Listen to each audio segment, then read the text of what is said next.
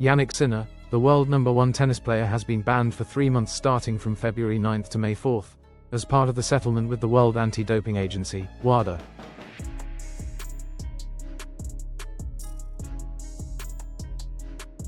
This ban comes after Sinner tested positive for clostebol, a banned anabolic steroid, on 2 separate occasions in March last year.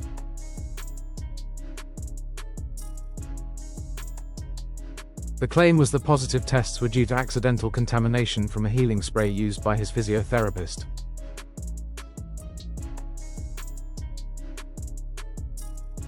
The key factors that may have contributed to this reduced penalty: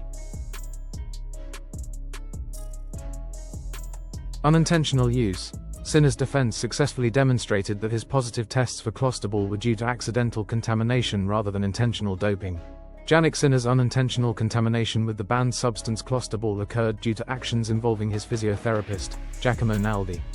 In March 2024, during the Indian Wells tournament, Naldi treated a cut on his own finger using trophadurmin, an over-the-counter spray available in Italy that contains clostebol.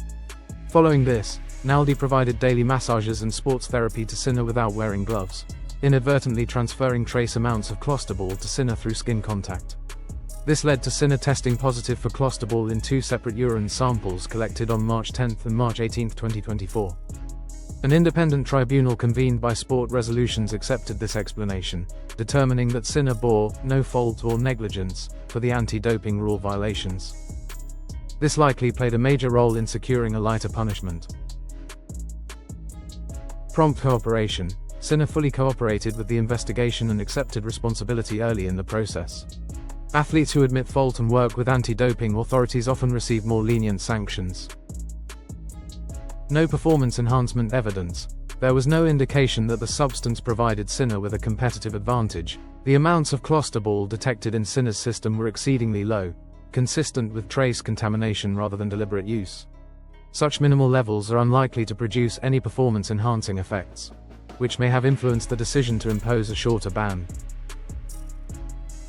Legal precedent and negotiation. Similar past cases have resulted in reduced suspensions when contamination was proven. His legal team likely negotiated the settlement based on these precedents. Implications.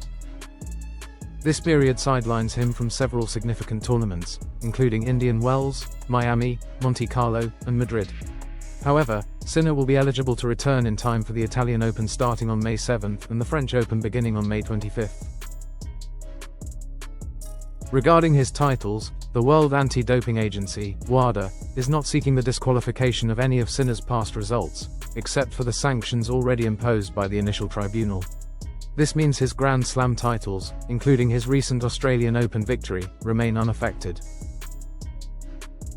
The case has sparked mixed reactions within the tennis community. While some players and officials have criticized the perceived leniency and handling of the suspension, others have expressed support for Sinner, acknowledging the unintentional nature of the violation.